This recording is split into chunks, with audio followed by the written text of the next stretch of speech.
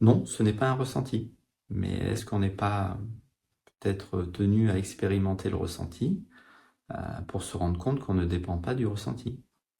Non, ça n'a rien à voir avec le fait d'être dans une forme d'aide désintéressée. Mais est-ce qu'il ne faut pas peut-être passer par eh bien, l'aide désintéressée pour se rendre compte que être ne dépend pas du fait d'aider les autres?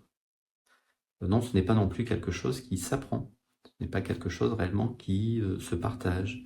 Ça ne dépend pas d'une tradition, ni d'un courant spirituel en particulier. Mais est-ce que pour certains, il ne faudra pas passer justement par certaines compréhensions, par certaines investigations, par une tradition peut-être même, pour se rendre compte que vivre notre nature ne dépend pas de ça, que ce n'est peut-être qu'une béquille.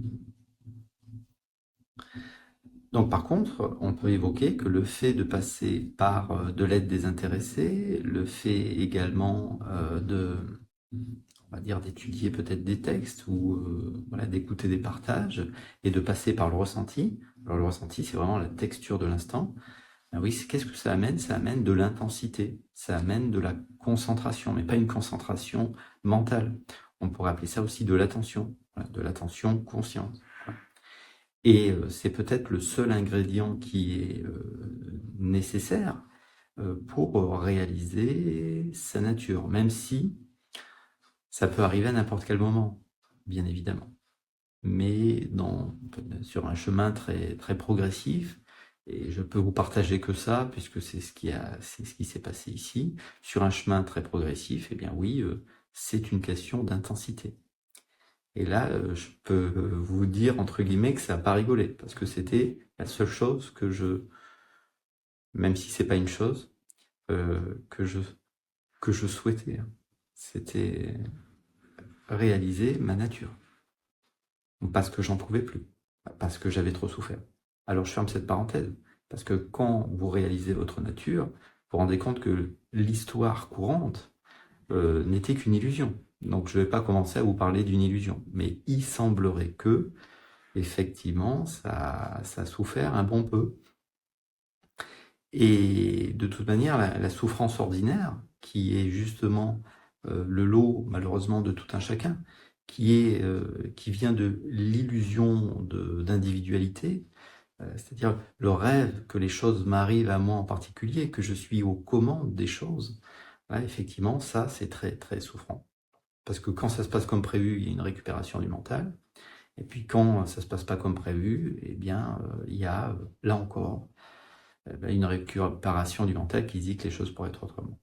Et plus vous allez être présent, hein, plus vous allez être ici. Alors j'emploie des mots duels parce qu'on ne peut pas être présent, on est déjà à la présence. Mais plus vous allez être présent, plus vous allez voir émerger des programmes, des attitudes, des comportements. Et voilà pourquoi aussi voilà, j'ai partagé pas mal sur l'énéagramme, ne serait-ce que pour mettre des mots sur le travail d'investigation, enfin de dévoilement, voilà, pour le dire ainsi. Mais c'est pas une obligation, hein, c'est toujours pareil. Il n'y a aucune obligation, puis il n'y a aucun chemin qui mène à Rome. C'est-à-dire que oui, ça va peut-être passer par l'étude des textes, pour certains, par d'autres, ça va passer par du service voilà, désintéressé. Alors, quand je dis désintéressé, c'est sans but de s'enrichir de manière égotique, hein. Après, je conçois qu'on ait besoin aussi de remplir le frigo, voilà, je peux le concevoir, hein, évidemment. Et puis non, ça ne dépend pas du ressenti.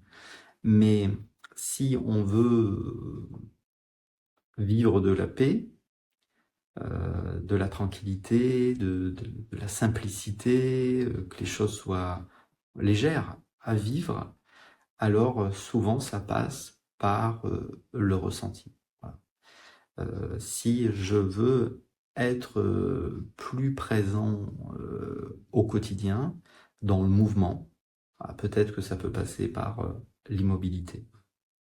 Et de la même manière, cette immobilité, cette présence dynamique, pour le dire ainsi, même si la présence n'est ni dynamique ni immobile, c'est impensable, inconcevable, enfin, cet espace au sein duquel tout apparaît, mais effectivement, ne dépend de rien.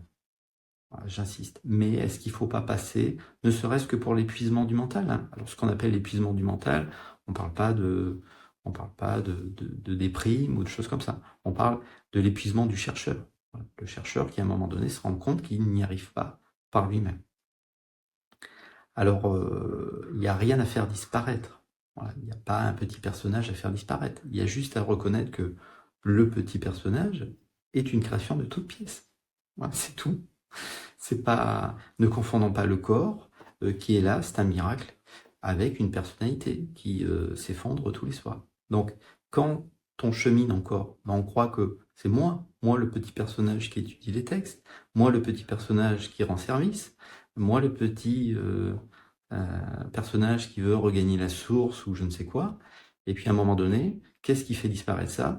Ben justement, c'est de la présence. C'est-à-dire, un personnage est basé sur des résistances. Je ne veux pas développer parce que l'énéagramme le définit que trop bien, puis j'ai assez fait de vidéos à ce niveau-là, c'est ok. Mais un personnage, c'est des résistances. Le personnage veut que ça se passe autrement. Le personnage défend une histoire.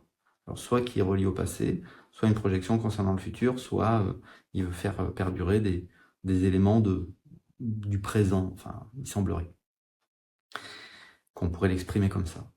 Et puis à un moment donné, plus vous êtes présent, moins vous agissez de manière automatique, et plus vous érodez, vous supprimez l'illusion. C'est la levée des voiles. Voilà, c'est le hop, j'allais partir dans ce comportement, hop, je reviens ici. Alors il ne s'agit même pas de se changer, voilà, parce qu'effectivement, l'énéagramme met en avant 9 compulsions inconscientes, c'est-à-dire 9 jeux de la conscience, on va le dire ainsi, mais je ne suis pas sûr que la conscience ait besoin de jouer, mais 9 jeux de la conscience, effectivement, qui pour ne pas être maintenant, pour jouer le personnage. Et il ne s'agit pas de supprimer cette compulsion. Cette compulsion, c'est le lot, malheureusement, de tout mouvement, presque, pour le dire ainsi. C'est plutôt mettre de la présence, être conscient d'aller vers cette compulsion. C'est-à-dire, par exemple, je sais pas, la compulsion 7, on va pas parler d'énéagramme, mais la compulsion 7, c'est que la peur qui en est pas assez, et ce besoin de se resservir. Ça peut être de se resservir, mais pas d'un plein, hein. C'est la peur qui manque, qui en est pas assez. Ça peut prendre des formes et des couleurs très différentes. Donc, quand vous êtes en train de regarder, que vous êtes en train de vous resservir de cette chose-là, bah, il s'agit d'y mettre de la présence. Et plus vous y mettez de la présence, et plus vous êtes potentiellement à un moment donné en mesure de vous dire, ok, est-ce que je vais vraiment reprendre un 14e verre de whisky ou pas? Peut-être pas. Peut-être que ça suffit. Voilà. Et donc, il ne s'agit pas de devenir parfait, il s'agit d'expérimenter. Et puis cette expérimentation, expérimenter maintenant, même si on ne peut pas expérimenter maintenant, parce qu'il n'y a que maintenant. Donc les mots n'expriment pas, encore une fois. Au bout d'un moment, on tourne en rond. Ça va nulle part. Voilà. Et à un moment donné, c'est la problématique aussi des partages. Les partages, c'est séduisant, mais rien ne remplacera cette présence, cette conscience que nous sommes déjà conscientes d'elle-même, quoi. C'est-à-dire le fait de revenir ici et de regarder si ici il y a un problème ou pas. Et c'est ça qui va faire la différence. Alors, tant qu'il faut suivre l'élan du ressenti, c'est toujours pareil. Soit je suis les exigences du mental, soit je suis les élans du ressenti. Donc non, ça ne dépend pas d'un ressenti, c'est ce qui perçoit le ressenti. Je dis pas voir, je dis percevoir le ressenti. Mais si je passe pas par le ressenti, je verrai jamais si je veux aller vers quelque chose ou ne pas y aller. Et je risque ainsi de revivre un programme, enfin une personnalité si vous préférez. Donc, utiliser l'aide désintéressée jusqu'à se rendre compte que c'était totalement inutile. Utiliser l'étude des textes jusqu'à se rendre compte que c'était pas nécessaire. Enfin, fallait passer par là, mais c'est terminé. Passer par le ressenti jusqu'à se rendre compte que c'est pas nécessaire d'être tout le temps dans le ressenti. Voilà, c'est juste se souvenir, pour le dire ainsi, c'est faux, mais les mots sont limités, se souvenir de ce que nous sommes. Et donc effectivement, nous sommes, ça c'est une phrase que vous avez peut-être entendue, nous sommes l'espace au sein duquel tout apparaît, à commencer par le corps. C'est ok, mais pour dépasser le fait que ça soit simplement une phrase, est-ce qu'il ne faut pas passer par le ressenti? Est-ce qu'il ne faut pas passer par certains partages? ou certains êtres qui me montrent les choses différemment. Quand vous êtes dans une aide désintéressée, vous êtes profondément ici, présent ici, maintenant. Donc ça aussi, ça calme le mental. C'est-à-dire que mon histoire, ma personnalité devient, ne serait-ce que pour un temps secondaire, parce que je suis dans l'aide à l'autre. Eh bien ça aussi, à un moment donné. La fin du rêve d'individualité, voilà ce que l'on pourrait considérer comme l'éveil. Arrêter de se dire que les choses m'arrivent à moi en particulier. Et puis après, il y a le fait qu'effectivement, ça s'établisse totalement, jusqu'à qu'on se rende compte qu'il n'y ait personne qui ressent le corps. Mais comment ça s'établit totalement si on passe pas par le ressenti? Voilà. Mais peut-être que c'est possible. Mais moi, c'est passé énormément par le ressenti. Voilà. Ne serait-ce que parce que ce n'est qu'à travers le ressenti qu'on goûte de la paix de l'instant. Je dis pas de la tranquillité, hein, puisqu'en fait, vous pouvez vivre la paix de l'instant, c'est quand il n'y a plus de résistance. Il n'y a plus de résistance, c'est que les choses se font si elles doivent se faire. Vous suivez un ressenti profond. Donc, c'est une question de concentration, voilà, mais c'est pas une concentration mentale, c'est une question d'intensité. C'est maintenant. C'est maintenant, et puis à un moment donné, ce qui doit disparaître, disparaît, et notamment, c'est possible que, si vous étiez dans l'aide désintéressée, au bout d'un moment, terminé. Ça veut pas dire que vous aimez plus les autres, mais vous comprenez que ça passe pas par là. Si vous étiez dans la répétition d'un mantra, je suis pas passé par là, mais c'est ok.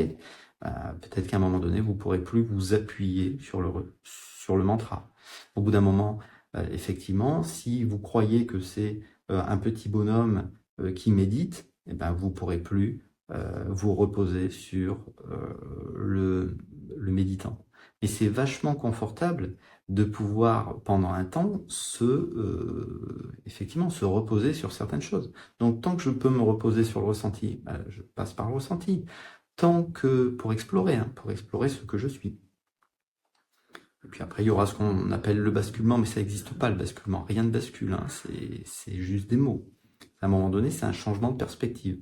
Vous percevez que vous êtes en amont de ce qui apparaît. Donc vous êtes en amont du ressenti, vous êtes en amont de ce qui se dit à travers la bouche, c'est comme si ça ne vous concernait pas. En même temps, tout ce qui émerge vous concerne, mais ça ne vous concerne pas. Et de la même manière, il y a toujours l'élan potentiellement d'aider l'autre, mais au plus intime, on ne dépend pas de ce qui apparaît. On est en amont. Et c'est ce que l'on recherche tous. C'est agir, puisqu'on est peut-être aussi fait pour agir, il semblerait, jouer avec le rêve d'individualité. C'est parfait. La dualité, c'est génial quand on sait que c'est un rêve, que c'est pas la réalité. Parce que si c'est la réalité, il faut le défendre. Mais il y a toujours l'élan potentiellement. Le fait de passer par le ressenti aussi nous amène à une action qui semble juste. Je prenais l'autre jour l'exemple des enfants. Vous pouvez jouer, du coup, avoir les petits êtres en face de vous comme vos enfants, et du coup, vous les protégez, vous les aimez. Naturellement, c'est un jeu, parce que le petit être, c'est la conscience, c'est le soi en face. Donc le soi n'a pas besoin d'être protégé, parce que c'est impensable, inconcevable. Mais il semblerait qu'on peut passer par ça, et vous le faites. Vous le faites d'autant plus facilement si vous agissez depuis le cœur. Le mental est rempli soit de peur, soit de certitude. Bon, c'est la même chose. Peur et certitude, c'est presque la même chose, mais bon. Et peur et doute aussi, hein. Enfin bon, bref. Donc, à un moment donné, eh bien, on a le droit de poser les bouquins, on a le droit d'arrêter d'aider son cousin ou son beau-frère, et on a le droit aussi d'arrêter la méditation s'il n'y a plus le temps de faire ça. Et par contre, il y a des questions qui doivent, à un moment donné, une fois que la concentration, alors concentration, je dis pas mentale, hein, une fois qu'on est concentré, une fois qu'il y a de l'attention, il y a de l'intensité sur maintenant, alors c'est peut-être l'instant parfait pour se poser une question, d'où émergent les pensées, et on laisse tomber les croyances préétablies à l'avance. Hein. C'est pas parce que des choses ont été barbouillées dans des livres de science que ça nous intéresse. Ce qui nous intéresse, c'est l'expérimentation directe, c'est pas la croyance. Donc d'où émergent les pensées? Et j'ai rien contre la science, c'est merveilleux, il n'y a aucun problème.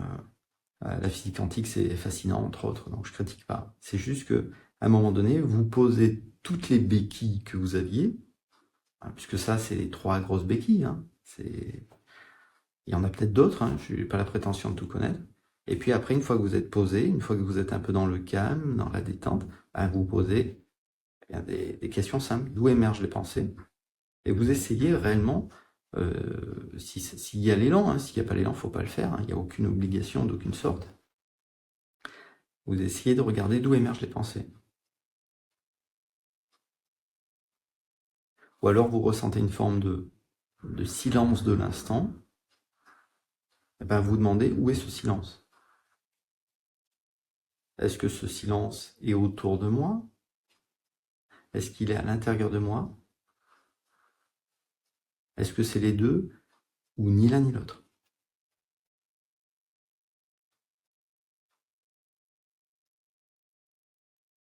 Puis vous posez des questions de bon cœur et vous goûtez pleinement le ressenti.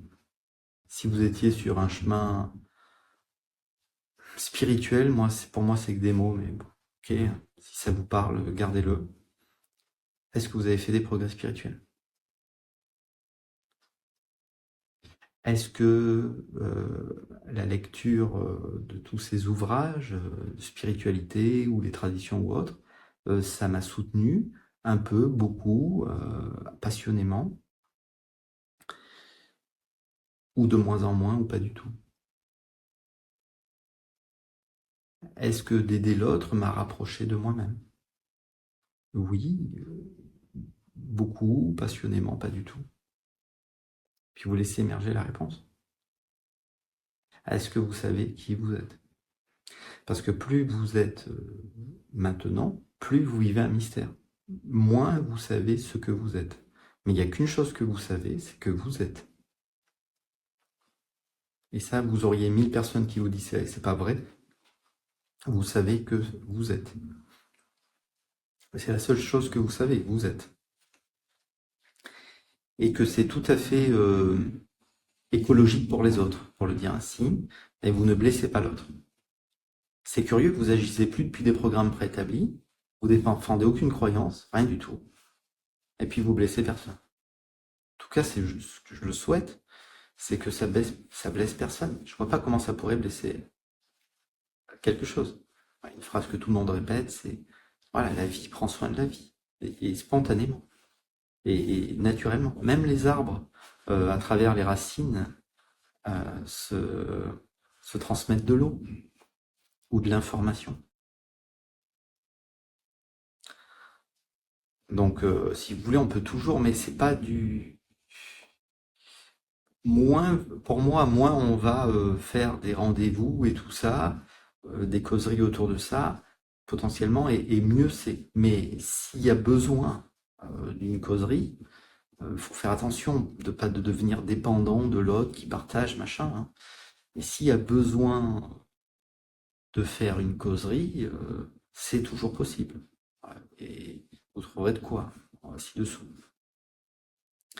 Mais si réellement votre souhait profond, c'est de réaliser ce que vous êtes, et ça peut passer par des étapes et ça peut ne pas être simple, ça passe avant tout, c'est le sujet aujourd'hui, par de là, peu importe comment vous l'appelez ça, concentration, intensité,